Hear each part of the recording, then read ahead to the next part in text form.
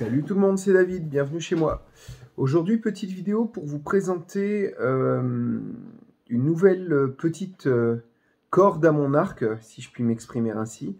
Je suis en train actuellement de mettre en place ma première couvée de canards, mais il y aura aussi des poussins, tout ça à venir. Puisqu'il y a quelques jours, j'ai acheté une magnifique couveuse ancienne que je vais vous présenter juste après dans la vidéo. Et du coup, cette couveuse va me permettre de faire éclore des œufs pour avoir des canards, des poules que je vais revendre, qui me permettront de faire un tout petit complément de revenus et qui me permettront d'avoir de la volaille. Sachant que les canards coureurs, ça se vend très très bien. Mon objectif en fait avec ça, c'est que la vente de mes œufs, puisque là je commence à avoir beaucoup de poules, donc la vente de mes œufs, que éventuellement la vente de mes poulets qui seront sacrifiés pour manger, me permettent de payer mon blé. En fait, l'idée c'est que c'est pas pour gagner de l'argent, c'est pour ne plus payer mes œufs, ne plus payer mes propres poulets que je mange moi. Et donc du coup c'est pour ça que j'ai lancé cette première couvée qui, je l'espère, sera fructueuse. Alors, pour expliquer, donc les œufs de canard c'est 28 jours. Donc la couveuse consomme très peu, hein, c'est du 0,4 ampères en 220 volts. Donc du coup 0,4 ampères, ça représente environ une centaine de watts. Autant dire pas grand chose. Même avec un petit EcoFlow, une connerie comme ça, je suis sûr que vous tenez tout un mois en autonomie totale. Donc l'idée, moi, c'est d'acquérir une batterie qui me permettra de faire mes couvaisons, même si demain, il n'y a plus d'électricité. Je fais également de la couvaison naturelle, mais c'est beaucoup plus compliqué. Il faut trouver et séparer les bonnes mères, les bonnes couveuses, et c'est pas gagné à chaque fois. Moi, dans l'idée, c'est que ensuite, une fois qu'eux auront éclos, soit ils iront sous lampe chauffante, ce qui est plus contraignant, soit j'aurai trouvé les bonnes mères, et au moment où elles couvront, je vais mettre les petits sous elles. Je peux même mettre des canards sous des poules, ça ne pose aucun souci, elles s'en occupent comme si c'était leur bébé. Donc pour vous montrer, donc des œufs, ça doit rester à une température comprise aux environs de 37,9 degrés. C'est-à-dire que il y a forcément des variations, hein, c'est une couveuse ancienne au mercure que je vous montrerai. Et donc du coup, il faut que les œufs puissent rester dans une température moyenne constante. Parce que même si l'intérieur, lui, va fluctuer, en soi,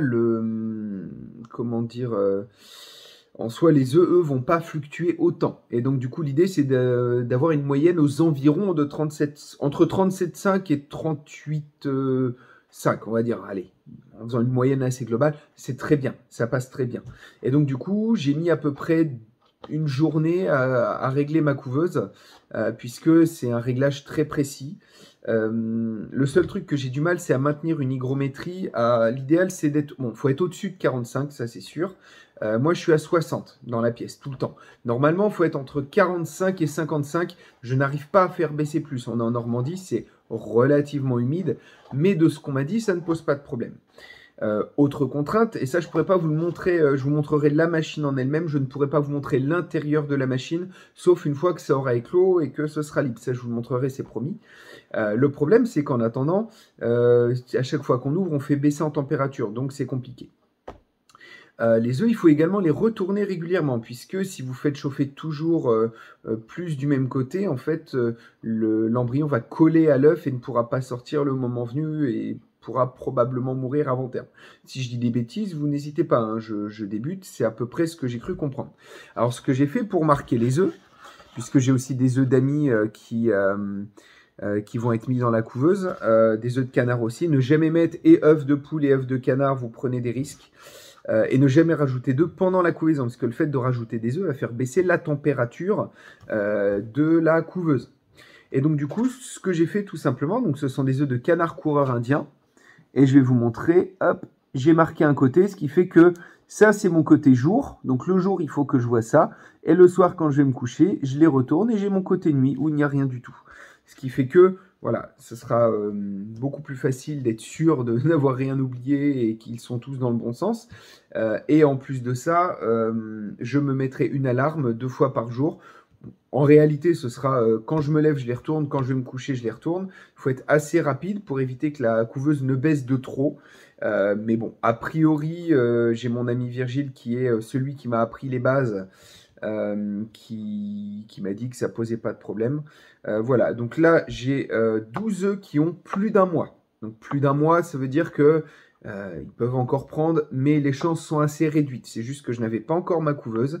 Il fallait le temps que j'aille la chercher, ce qui fait que parce que c'était pas du tout dans le coin, hein, c'était du côté de Paris. J'en ai profité en allant à Survival Expo. Et donc du coup, je me retrouve avec ces œufs qui ont un mois. Donc les chances que ça fonctionne, c'est peu important, hein. Ce que je ferais, c'est que j'irais mirer mes œufs. Donc mirer, c'est-à-dire vous prenez une lampe de poche, vous mettez en dessous une bonne lampe de poche puissante à fond. Si vous voyez que ça devient de plus en plus noir à l'intérieur, que ça se développe, vous pouvez même des fois voir la vie dedans, c'est magnifique. Donc c'est que c'est bon. Et j'enlèverai d'ici 2 semaines tous ceux qui n'auront pas pris, hein. On le verra clairement. Donc là, j'en ai donc 12 anciens et 8 par contre qui ont moins de 2 semaines. Donc du coup, ceux-là, il y a de grandes chances qu'ils soient fécondés et qu'ils prennent, sachant que on considère que donc là il y a un canard et une cane, les chances de fécondation sont aux ordres de entre 80 et 90%. Donc du coup, a priori avec ça, on devrait avoir aller sur les 8, j'en ai peut-être. Après, il y a une perte un petit peu aussi au niveau du perçage de coquilles. Il y en a qui n'y arrivent pas, qui sont trop faibles, mais il faut les laisser. C'est la sélection naturelle. Ça fait que si vous les aidez trop, vous faites des canards qui sont fragiles et qui auront une mauvaise génétique. Et donc, du coup, sur ces 8-là, j'ai bon espoir d'en avoir au moins 5 qui s'en sortent bien. Et là, sur les 12, allez, j'estime à peine 50% de chance, donc 6 maximum. Peut-être que j'en aurai pas, ou très peu, peut-être que j'en aurai que 2, 3, 4, je sais pas. En tout cas, je vous donnerai des nouvelles. Je les ai mis un peu de côté, séparés, tout ça, ce qui fait que moi, je pourrais me faire une estimation, combien ça prend au bout d'un mois, etc. Et donc, du coup, j'ai également 12 œufs de canard, donc qui ne sont pas les miens, à des amis, et qui sont des œufs de canard. Alors, je ne sais même pas quelle race de canard, c'est des canards de basse-cour. C'est pas des canards coureurs, on voit la différence de couleur d'œuf, leurs sont blancs, les miens sont verts. Donc voilà, je vais maintenant aller mettre les œufs dans la couveuse, et ensuite, on va prier pour que les choses se déroulent bien. Et on est parti pour donc 28 jours de couvée. Voilà. Allez, on y va. Donc voici la fameuse couveuse, hein. Donc on voit, c'est une couveuse ancienne électrique pour le coup, avec un thermomètre à mercure. C'est-à-dire, là sur le principe, vous voyez les deux petites arrivées électriques. Voilà, et le mercure en fait fait la passation entre les deux. C'est-à-dire que là, il y a du courant. Donc ça veut dire qu'on devait être légèrement descendu en température. Donc moi, il se réactive à 37,6, 37,5, 37,6, ce qui est un très bon calibrage. Et donc sur le principe, ce qui va se passer, c'est que avec la chaleur, lui, là, il va remonter. Et une fois qu'il aura remonté, au bout d'un moment, le mercure, il va se barrer et il va aller vers la partie arrière du tube. Et donc, du coup, il ne fera plus le contact entre les deux. Et donc, vu qu'il ne fera plus le contact entre les deux, ça ne va plus chauffer, ça va rebaisser. Quand ça rebaissera suffisamment, du coup, ça va redescendre. Et du coup, ça va refaire contact et ainsi de suite. Ça a l'avantage, du coup, de n'avoir aucune électronique, hein. C'est un procédé qui est parfaitement maîtrisé et qui pour autant ne souffrira pas d'une panne électronique. Donc là on voit tout doucement il est en train de remonter. Je vais vous monter le reste de la machine en attendant. Donc, vous voyez, j'ai mis toutes les instructions d'usage. Donc la molette donc gauche, donc je parle de cette molette là. Quand on tourne cette molette à gauche, ça fait qu'on augmente la température moyenne. Droite, donc plus froid. Donc c'est-à-dire que cette molette, en la tournant sur sa droite, du coup, on va se retrouver avec du coup une température plus froide dedans. Donc ça, c'est pour régler si jamais on voit que les températures montent trop chaud. Faut pas non plus que ça monte trop chaud. Et donc du coup, bien sûr, ne pas toucher, cela tuerait la couvée. Si on modifie pendant, c'est très problématique. Donc on voit juste là, donc c'est des vieilles machines, donc on était en 110, 220 à l'époque, donc on voit qu'en 220 on consomme 0,4 ampères, donc ce qui est très très peu. Capacité 50 E, et là on a un numéro, donc c'est sûrement un numéro de série. Et donc là, je ne sais pas si vous voyez, donc c'est en train de remonter. Je vais essayer de zoomer pour vous montrer, mais je fais attention de surtout pas perturber le cycle. Et vous allez voir, là il est en train de remonter tout doucement. Et quand ça va basculer, ça fera une petite étincelle puisque l'électricité va se couper. Ce qui est plutôt, faut admettre, ultra astucieux. Moi, je trouve ça juste incroyable. On va attendre quelques secondes. Et juste après, je mettrai, une fois que je vous aurai montré, donc je mettrai tous les œufs. Les œufs qui sont ceux de mes amis juste derrière et les miens à côté. Ce qui va nous permettre voilà, de démarrer. Là, on voit, hop là, vous avez vu, petite étincelle, le mercure est parti. Et du coup, l'appareil s'est arrêté. Et donc, une fois à température, donc du coup ça, comme je disais, ça va rebaisser, ça va redémarrer la chaleur, etc. Et là, jusque-là, par rapport à mon réglage, j'ai obtenu un différentiel de 0,8 degrés, ce qui est très bien. Faut être en dessous de 1 degré de différentiel. Et donc du coup, on est parti, on va foutre donc tous les œufs là-dedans, et je vais vous montrer ça, mais je vais essayer d'aller le plus vite possible, donc malheureusement, je ne pourrai pas vous montrer tout dans le détail, hein, je vais faire au mieux. Bon, c'est le mieux que j'ai pu obtenir. On va mettre les œufs très rapidement dans le tiroir. Donc l'idée, voilà, c'est vraiment d'aller très très vite pour éviter de faire baisser la température. C'est un moment qui est capital. Alors oui, je préciserai après. Pour la température, parce que c'est vrai que je ne l'ai pas précisé, à l'intérieur, j'ai mis un petit appareil qui me permet de visualiser sur mon téléphone la température. Cependant, si jamais le besoin s'en faisait sentir, je mettrai également une sonde thermique et hygrométrique qui ne nécessite pas d'électricité. Pour l'instant, j'ai pris ça, c'est bien pratique. Et j'ai de quoi recharger mon téléphone ainsi que le petit appareil. Donc du coup, pour moi, ce n'est pas un souci. Allez, le moment qui me stresse un peu, mais où il faut que j'aille très vite, je vais mettre les œufs dans la couveuse. C'est parti. Donc là, il faut bien penser à les mettre côté jour. Voilà. Et là, j'essaie vraiment d'aller très très vite. Et forcément, c'est compliqué parce que les œufs, ça roule. Et donc du coup, j'essaye de m'en sortir le mieux possible. Ah, c'est pas évident, hein. Il y a vraiment tous les œufs qui veulent se barrer et qui veulent tourner sur eux-mêmes. Je pense que je me suis peut-être fait une idée. Ce que je vais faire, à mon avis, c'est que je les tournerai d'un demi-tour. Et tant pis, c'est pas très grave si... Ah, c'est la première fois que je le fais, hein. Vous voyez, c'est vraiment... c'est du direct live. Ah, ça y est, les œufs ne tournent plus. À force de les mettre les uns à côté des autres. Vite, vite, vite, vite, vite, c'est très urgent. Donc là, forcément, il s'est déjà remis en chauffe parce que il considère que c'est très urgent. Ouais, c'est quelque chose qui est assez long, hein. Assez long, assez fastidieux et un peu stressant, je dois l'avouer. Faut retrouver les côtés qui sont marqués. Hop là, voilà, en faisant attention bien sûr de ne pas casser les œufs. Hop. Tac, voilà. Bon, la température remonte assez vite, hein, c'est pas un problème, hein, sachant que l'intérieur est déjà chaud. Alors, très important aussi à savoir, pendant quelques jours, ce qui va se passer, c'est que la température sera plus basse. Donc, il va chauffer quasiment tout le temps. Parce que le problème qu'il y a, c'est que les œufs sont froids. Forcément, ils n'étaient pas à température ambiante. Et donc du coup, vu qu'ils sont froids, il va devenir très compliqué pour eux de se réchauffer. Et donc du coup, par inertie, la température va mettre du temps à augmenter puisque la machine va chauffer, chauffer, chauffer, chauffer. Et les œufs vont refroidir, refroidir, refroidir. C'est le principe des échanges thermiques. Et donc du coup, moi ce que je fais pour tout ce que j'ai à faire, c'est attendre, voilà, que ça remonte. Pendant quelques jours, ce sera aux environs des 35 degrés. Hop. Voilà. Les petits œufs sont presque tous dedans. J'ai été relativement rapide. Voilà. Et vous voyez, on est déjà redescendu à 29 degrés. Bon, c'est l'extérieur, mais c'est pas très grave. Ça va très très vite remonter. Et voilà.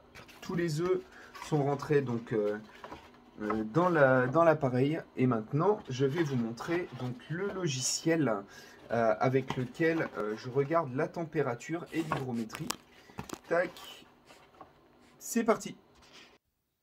Alors, Donc là, c'est ce qu'on va voir au moment où on va démarrer le logiciel, donc le logiciel Sensirion.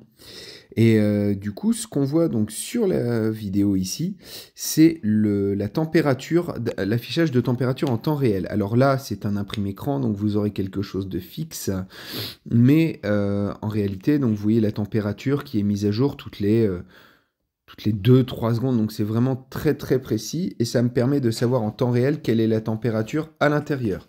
Le problème, c'est que on ne peut pas se baser que sur la température instantanée, il faut également que l'on puisse avoir la température moyenne. Et pour ça, on a d'autres écrans, donc il suffit d'appuyer sur le bouton tout en bas au milieu pour avoir la température moyenne. Et du coup, donc, lorsqu'on va cliquer dessus, on va accéder à un autre tableau, qui est celui-ci, où on va voir, donc pour celui-ci, c'est l'hygrométrie moyenne. Donc comme vous voyez au début, ça fait des méga yo-yo, puisque j'avais pas encore vraiment démarré l'appareil, j'étais encore en train de le tester. Mais on voit à partir du moment qu'il y a un plateau, donc qui monte petit à petit, et qui redescend un petit peu au fur et à mesure où je fais des réglages, et qui se stabilise. Alors l'idéal, c'est d'être dans la zone verte. Au-dessus, c'est pas gravissime, mais dans l'idéal, il faut quand même essayer de s'en rapprocher. Donc pour une première fois, c'est pas très grave. On m'a dit que ça porterait pas grandement préjudice.